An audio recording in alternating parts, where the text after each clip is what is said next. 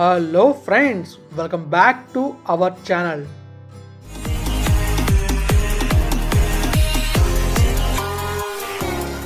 వ్లాగ్లోకి వెళ్తే మనమైతే ఈ వ్లాగ్లో ఏం చూడబోతున్నాం అంటే మన విజయవాడ బైపాస్ రోడ్ ఉంది కదా, ఈ బైపాస్ గురించి తెలుసుకోబోతున్నాం అనమాట. అలానే ఈ బైపాస్ ఎక్కడ వరకు కంప్లీట్ అయింది అండ్ ఎలా ఉంది డ్రోన్ వ్యూలో చూడొచ్చు. అలానే మీకు ఇంకా మన రైడ్ వ్యూ ఉంది కదా, రైడ్ వ్యూలో చూపిస్తాను. మరి మనమైతే లేట్ చేయకుండా రైడ్లోకి వెళ్దాం. మన వైజాగ్ వెళ్ళలే కదండి, విజయవాడతో వచ్చి వ్లాగ్స్ చేస్తున్నాను. ఎందుకంటే ఈ హైవే మీకు చూపించాలని చెప్పి ఎప్పుడు మీకు చూపించే విజయాన్ని కాకుండా కొత్త విజయాన్ని కూడా చూపిస్తున్నాను. మరి మీకు ఎలా అనిపిస్తుందో కామెంట్ చేయండి, ఈ వీడియోలో ఉందో కామెంట్ చేయండి. అండ్ కంప్లీట్ డీటెయిల్స్ ఇస్తాను. ఈ బ్లాగ్ అంతా చాలా పెద్ద బ్లాగ్ ఉంటుంది. అండ్ ఈ హైవే ఎందుకు వేస్తున్నారు కూడా మీకు నిన్నటి వీడియోలో చెప్పే ఉంటాను. మరి ఎలా అనిపిస్తుందో కామెంట్ చేయండి. ఇక లేట్ చేయకుండా వీడియోకి వెళ్దాం. Let's go. ఫ్రెండ్స్, మీరు నా వీడియో చూస్తున్నప్పుడు మీకైతే కనిపిస్తుంది ఫీడ్బ్యాక్. ఆ ఫీడ్బ్యాక్ ఎందుకు అడుగుతుందంటే చాలామంది మన వీడియోని రిపోర్ట్ కొట్టడం వల్ల అలా వస్తుంది. మరి అలా వచ్చినప్పుడు మీకు వీడియో నచ్చితే మంచి ఫీడ్బ్యాక్ ఇస్తే అందరికీ షేర్ అవుతుంది. మంచి ఫీడ్బ్యాక్ ఇస్తారనుకుంటున్నాను. రైడ్ వ్యూ కన్నా ముందు మనం ఇదైతే చూడాలి. ఇదేంటంటే మనం కరెక్ట్గా చిన్నపల్లి దగ్గర డ్రోన్ ఎగరేద్దాం అని చెప్పి మొత్తం అరేంజ్మెంట్ చేసాం. కానీ అది నో ఫ్లై జోన్ అవడం వల్ల అక్కడ మనం డ్రోన్ ఎగరేయలేకపోయాం. ఇక్కడే మనకి బైపాస్ అనేది స్టార్ట్ అవుతుంది. మన విజయవాడ వెస్ట్ బైపాస్ కరెక్ట్గా గన్నవరంకి ముందు చిన్నపల్లి దగ్గర స్టార్ట్ అవుతుంది. ఇక్కడ నుంచి మనం గొల్లపూడి వరకు వెళ్తాం. ఇప్పుడు అది మనం మ్యాప్ వ్యూలో చూద్దాం. ఈ వెస్ట్ బైపాస్ అరౌండ్ 30 కిలోమీటర్స్ ఉంటుంది. చిన్నపల్లి దగ్గర స్టార్ట్ అయ్యి అలా మర్లపాలెం నుంచి బీబీగూడెం నుంచి కొండపావులూరు నుంచి ముస్తాబాద్ వరకు కనిపిస్తుంది చూసారా మ్యాప్లో. అలా కొంచెం ముందుకు రాగానే ముస్తాబాద్ ఉంటుంది. ముస్తాబాద్ నుంచి కొండ పక్క నుంచి రోడ్డు ఉంటుంది, అడ్వెంచరస్గా ఉంటుంది. ఆ బ్లాగ్ కూడా వస్తుంది త్వరలోనే. ఆ తర్వాత మనకు వచ్చేదే నున్నా తర్వాత మనం ఇంకా ముందుకెళ్తే మనకి అంబాపురం, జక్కంపూడి వస్తాయి. ఆ రెండు దాటిన తర్వాత ఫైనల్ డెస్టినేషన్ గొల్లపూడి వస్తుంది. గొల్లపూడి వచ్చిన తర్వాత ప్యాకేజ్ 3 అయితే ఇక్కడితో క్లోజ్ అవుతుంది. ఇది అరౌండ్ 30 కిలోమీటర్స్ ఉంటుంది. మనకి మ్యాప్లో అయితే 28 కిలోమీటర్స్ చూపించింది. మనమైతే ఎగ్జాక్ట్గా చూపించలేదు మ్యాప్లోని, కానీ ఇలా ఉంటుందని చూపించాను. ఇప్పుడు మనం రైడ్ వ్యూలోకి వెళ్ళిపోతాం. రైడ్ వ్యూలోకి వెళ్తూ అసలు ఈ రోడ్ ఎందుకు వేస్తున్నారు, ఇంకా ఈ రోడ్ వేస్తున్నప్పుడు ఏమేమి చేంజ్ అవుతున్నాయి, ఈ రోడ్లో ఏమేమి ఉన్నాయో చూద్దాం. మనమైతే మన రైడ్ని ఎగ్జాక్ట్గా గన్నవరం దాటిన తర్వాత చిన్నపల్లి ఉంటుంది రాజమండ్రి వెళ్ళేటప్పుడు, అక్కడ నుంచి స్టార్ట్ చేస్తున్నాం. ఈ హైవే ఇంకా మనకి కంప్లీట్ అవ్వలేదు, ఇన్కంప్లీట్గానే ఉంది. ఇక్కడ మీరు చూసుకోవచ్చు, ఇది మన రైట్ సైడ్లో ఉండేది నేషనల్ హైవే. ఈ హైవే నుంచి ఈ బైపాస్ కనెక్ట్ చేస్తారు. ఎందుకంటే మన విజయవాడలో చాలా ట్రాఫిక్ ఉంటుంది. ఆ ట్రాఫిక్ మీరు తెలుసుకోవాలనుకుంటే నా పాత బ్లాగ్ రీసెంట్గానే చేశాను. ఆ బ్లాగ్ చూస్తే మీకే తెలుస్తుంది ఎంత ట్రాఫిక్ ఉంటుంది, ఎలా ఉంటుంది అనేది. ఈ బైపాస్ హైవే వేయటం వల్ల మొదటి ప్రయోజనం ఏంటంటే ఏ వెహికల్స్ అయితే చెన్నై నుంచి కోల్కతా వెళ్తాయో అలా వెళ్ళడం వల్ల ఏమవుతుందంటే వెళ్ళే వాళ్ళకి టైం సేవ్ అవుతుంది. అలానే సిటీలో ట్రాఫిక్ కూడా తగ్గుతుంది. ఇది బెస్ట్ ఆప్షన్ కదా. ఇప్పుడు మనమైతే టువర్డ్స్ గొల్లపూడి వైపు వెళ్దాం. నాకు ఈ రూట్ గురించి సరిగ్గా తెలీదు, ఫస్ట్ టైం వెళ్తున్నా కాబట్టి నేను చాలామందిని అడిగి వెళ్ళాను. అది కూడా మీకు చూపిస్తాను. వెళ్ళేటప్పుడు నాకు ఎవరైతే హెల్ప్ చేశారో వాళ్ళకి పేరున చాలా థ్యాంక్స్. మీలాంటి వాళ్ళు హెల్ప్ చేయడం వల్లే చాలామంది చేరుకోవాల్సిన గమ్యాలని తొందరగా చేరుకుంటున్నారు. Thank you so much. ఇప్పుడైతే మనం బైపాస్కి వచ్చాం. ఈ బైపాస్లోంచి మనం ఫస్ట్ వెళ్ళేటప్పుడు మనకు ఫస్ట్ కనిపించే బోర్డు అయితే ఈ లెఫ్ట్లో కనిపిస్తుంది చూడండి. లెఫ్ట్కి వెళ్తే వేపకుంట, రైట్కి వెళ్తే చిన్నపల్లి, స్ట్రైట్గా వెళ్తే మర్లపాలెం. ఈ బోర్డ్స్ అన్నీ ఆల్మోస్ట్ పెట్టేశారు అన్ని చోట్ల.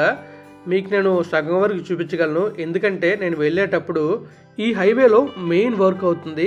అదేంటంటే ఈ హైవే వేసేటప్పుడు టోటల్గా 13 లొకేషన్స్లో కొన్ని ఎలక్ట్రికల్ లైన్స్ని అయితే చేంజ్ చేయాలి, వాటి హైట్ లిమిట్ని ఇంక్రీజ్ చేయాలి.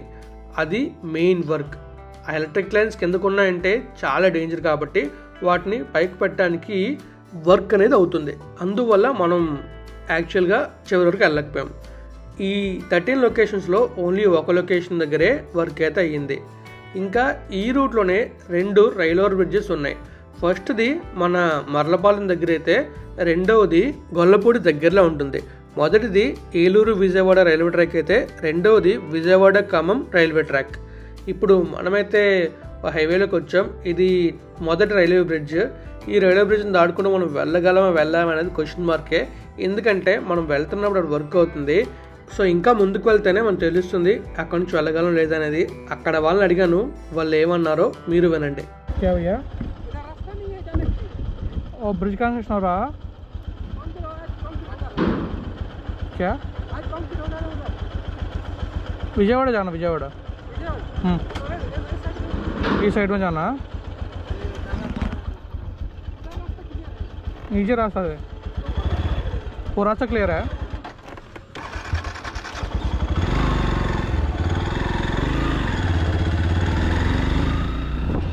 వాళ్ళు అటుపక్క రోడ్డు క్లియర్గా ఉందన్నారు లేదా కింద నుంచైనా వెళ్ళొచ్చు అన్నారు.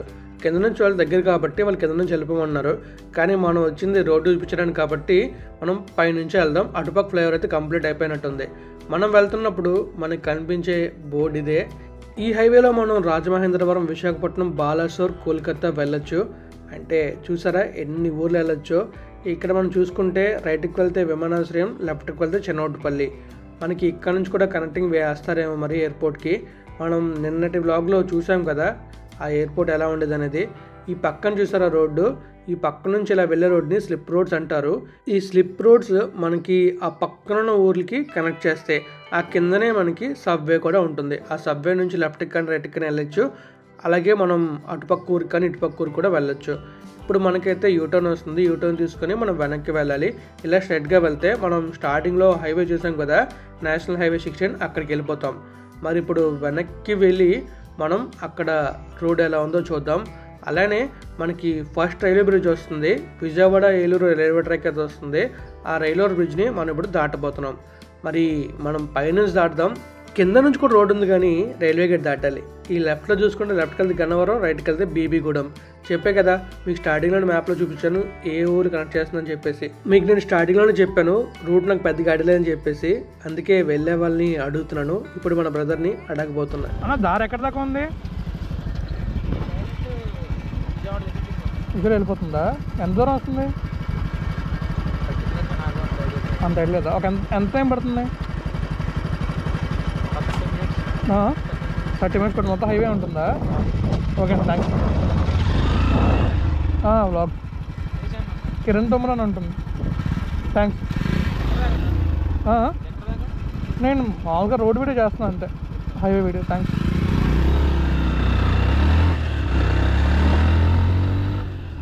మనం బ్రదర్కి అయితే థ్యాంక్స్ చెప్పుకోవాలి. బ్రదరే రూట్ చెప్పారు కాబట్టి thank you so much bro. ఇప్పుడు మీకు చిన్న టాస్క్. ఈ రూట్లో మీరు ఏ ఊరు నుంచి ఉన్నారో ఒక కామెంట్ చేయండి. దాన్ని బట్టి మన వీడియో ఎక్కడెక్కడ నుంచి చూస్తున్నారో తెలుస్తుంది. ఇప్పుడు ఇక్కడ చూసుకుంటే ఒక హెవీ ట్రక్ అయితే వెళ్తుంది లోడ్ తోటి. కింద వర్క్ అవుతుంది కాబట్టి ఆ వర్క్ కోసం మెటీరియల్ తీసుకెళ్తుంది. అలా మనం ముందుకు వెళ్తున్నప్పుడు మనకి ఇంకొక సైన్ బోర్డే కనిపిస్తుంది. ఆ సైన్ బోర్డ్ ఏంటో చూద్దాం. ఇక్కడ సైన్ బోర్డ్లో మనకి Tirupati 432 kilometers, తాడా 405 kilometers, Bibigudem 5 kilometers. మనకి ఇంకా బీబీగూడెం 5 kilometers ఉంది. ఇప్పుడు మనం వెళ్తున్నప్పుడు లెఫ్ట్లో కనిపిస్తుంది చూసారా ఒక ఐరన్ రాడ్ లాగా, దాన్నే క్రాక్ బ్యారియర్ అంటారు. అది రోడ్ మొత్తం వేస్తారు, మరి అక్కడెక్కడ వేస్తారు అనేది నాకు క్లియర్ ఐడియా లేదు. ఇప్పుడు మనం బోర్డు చూసుకుంటే లెఫ్ట్కి వెళ్తే గన్నవరం, స్ట్రైట్కి వెళ్తే గుంటూరు, నెల్లూరు, హైదరాబాద్ వెళ్ళిపోవచ్చు. అంటే ఈ రోడ్ మనకి హైదరాబాద్ కూడా కనెక్ట్ చేస్తుంది. సో హైదరాబాద్ నుంచి టువర్డ్స్ కోల్కతా, విశాఖపట్నం వచ్చే కూడా హ్యాపీగా వచ్చేవచ్చు ట్రాఫిక్ లేకుండా. ఇంకా మనకి ఈ రూట్లో ఒక టోల్గేట్ ఉండొచ్చు. అది కూడా మనకి ముస్తాబాద్ దగ్గరలో ఉంటుంది అనుకుంటున్నాను. నాకు అంత క్లియర్ ఐడియా లేదు ఆ టోల్గేట్ గురించి, కానీ తొందరలో మీకు ఆ టోల్గేట్ కూడా చూపిస్తాను. ఈ road contract mega engineering company వాళ్ళు తీసుకున్నారు. వర్క్ మాత్రం చాలా ఫాస్ట్గా అవుతుంది. నున్న వరకు రోడ్ అయితే ఇలానే అయిపోయింది కంప్లీట్గా. ఇప్పుడు మనం చూసుకోవచ్చు లెఫ్ట్లో పురుషోత్తపురం, స్ట్రైట్గా వెళ్తే నున్న వస్తుంది.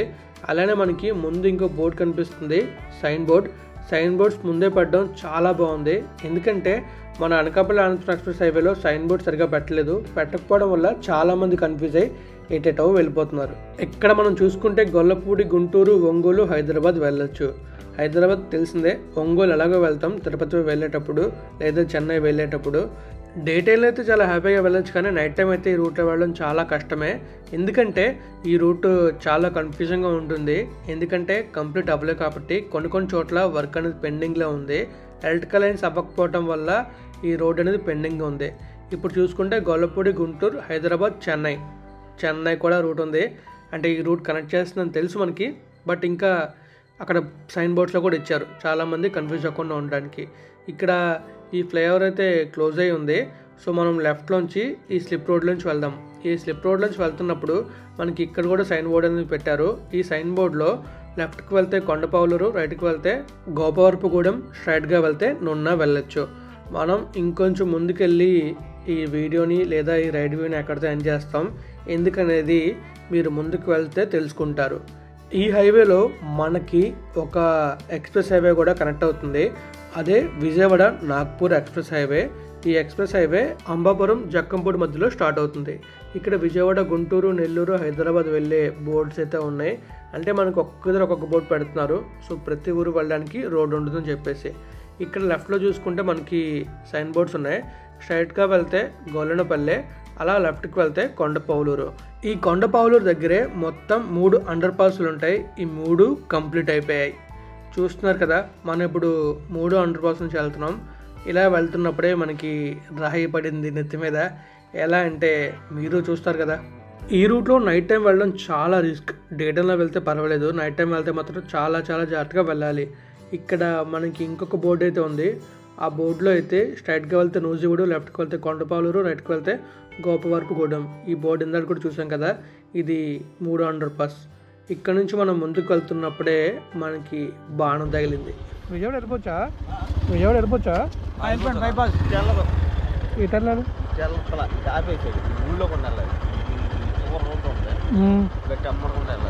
అదే అడ్డంగా పెడతారు ఏమన్నా? వెళ్ళవట్లేదు ఇంకా. బండి కూడా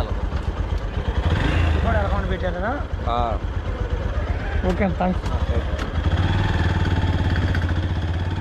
ఆ బ్రదర్ అయితే చెప్పారు చాలా క్లియర్గా బైక్ కూడా వెళ్దని చెప్పి. కానీ ఎందుకు వెళ్ళొచ్చేమో అని చెప్పేసి మనమైతే వెళ్తున్నాం. ఈ రైట్లో చూస్తారు కదా, ఈ రైట్కి వెళ్తే గోపవరపుగూడెం, ఈ లెఫ్ట్కి వెళ్తే కొండపావులూరు వెళ్తాం. రేపటి వ్లాగ్లో మీకైతే సరైన రూట్ చూపిస్తాను. చాలా అడ్వెంచరస్గా ఉంటుంది. రేపటి వ్లాగ్ మాత్రం మిస్ అవ్వకండి. మనం ఇక్కడ నుంచి ఎలాగో ముందుకెళ్ళాం కాబట్టి ఇంకా చూద్దాం నో ఫ్లై జోన్ నుంచి బయటకు వచ్చాం లేదో. మనమైతే నో ఫ్లై జోన్ నుంచి బయటకు వస్తాం. మ్యాప్లో చూసాను. ఇప్పుడు ఇంకా ముందుకు వెళ్ళి డ్రోన్ అయితే గాల్లోకి ఎగరేద్దాం. కానీ ముందుకు ఎందుకు వెళ్ళామన్నది కూడా తెలుసుకుందాం. అది కూడా ఇంపార్టెంటే కదా. అనే రోడ్ క్లోజ్ చేస్తారా? తీగలు లాగుతున్నారా? తీగలంటే మీరు ఏదో అనుకున్నారేమో, కరెంట్ తీగలు. మీకు చెప్పే కదా 13 లొకేషన్స్లో మనకి ఈ ఎలక్ట్రికల్ వర్క్స్ అయితే కిందకు ఉన్నాయి. అవి పైకి పెట్టడానికే అక్కడ వర్క్ జరుగుతుందని చెప్పేసి ఆ వర్క్ జరుగుతుంది. అందువల్ల రోడ్డు మొత్తం క్లోజ్ చేశారు. ఒకవేళ ఆ రూట్లో మనం వెళ్ళామంటే ఏదైనా ప్రమాదం జరిగితే అది కొంచెం హైగా ఉంటుంది కాబట్టి అందువల్ల రోడ్లోకి మనం అలౌ చేయలేదు. ఇప్పుడు మీరు డ్రోన్ వ్యూలో చూస్తున్నారు మన విజయవాడ వెస్ట్ బైపాస్ని. బాగుంది కదా చూడడానికి చాలా. మరి డ్రోన్ వ్యూ మీకు ఎలా అనిపించిందో కామెంట్ చేయండి. ఈ డ్రోన్స్ని మనం నో ఫ్లై జోన్లో అస్సలు ఎగరేయలేం, ఎందుకంటే అవి నో ఫ్లై జోన్స్ కాబట్టి. అలానే అక్కడ కంప్లీట్ సెక్యూరిటీ ఉంటుంది. ఒకవేళ మనం ఎలాగోలా ఎగరేసినా కూడా ప్రాబ్లమ్స్ ఫేస్ చేయాల్సి ఉంటుంది. అందుకే మన డ్రోన్ అక్కడ ఎగరేయలేదు. అలానే డ్రోన్ ఎగరేద్దాం అనుకున్నా డ్రోన్ సహకరించలేదు. ఇప్పుడు మనం నో ఫ్లై జోన్లోకి వచ్చాం కాబట్టి డ్రోన్ అయితే ఎగరేస్తున్నాం. చూస్తున్నారు కదా, మీకు నేను యాక్చువల్గా గొల్లపూడి వరకు వీడియో అయితే తీద్దాం అనుకున్నాను, చూపిద్దాం అనుకున్నాను. ప్యాకేజ్ 3 డీటెయిల్స్ మొత్తం మీకు చెప్దాం, అలానే చూపిద్దాం అనుకున్నాను. డీటెయిల్స్ అయితే చెప్పాను కానీ మీకు కంప్లీట్గా చూపించలేకపోయాను. ఎందుకంటే ఈ ఎలక్ట్రికల్స్ వైట్ చేయడం వల్ల మనకి రోడ్ అయితే లేదు ఇంకటు వెళ్ళడానికి. అందువల్ల నేనైతే మీకు చూపించలేకపోయాను. కానీ మీకైతే ఆల్మోస్ట్ ముస్తాబాద్ వరకు రోడ్ అయితే చూపించాను. ఆల్మోస్ట్ అంతా ఇలానే అయిపోయింది. కానీ అక్కడక్కడ కొన్ని అండర్ పాస్లు ఇన్కంప్లీట్ ఉన్నాయి. అలానే ఈ ఎలక్ట్రికల్ వైర్స్ ఉన్నాయి కదా, ఎలక్ట్రికల్ వైర్స్ వర్క్ అనేది పెండింగ్ ఉంది. అవి కూడా కంప్లీట్ అయితే ఈ బైపాస్ కంప్లీట్ అయిపోతుంది. ఈ బైపాస్ కంప్లీట్ అయితే మనకి విజయవాడలో చాలా ట్రాఫిక్ తగ్గుతుంది. మీకు తొందరలోనే చూపిస్తాను రిమైనింగ్ వర్క్ కూడా. అలానే మన కృష్ణానదిపై ఇంకో బ్రిడ్జ్ కన్స్ట్రక్ట్ చేస్తున్నారు కదా, అది కూడా మీకు చూపిస్తాను. కానీ ముందు మాత్రం ఇవి వదిలిపోయింది కదా. ఇప్పుడు కోతలు అయిపోయాయి కానీ కోతలు అవ్వకముందు వచ్చి ఉంటేనా సూపర్ ఉన్ను. మొత్తం గ్రీనరీ మధ్యలో హైవే ఎలా ఉంటుంది.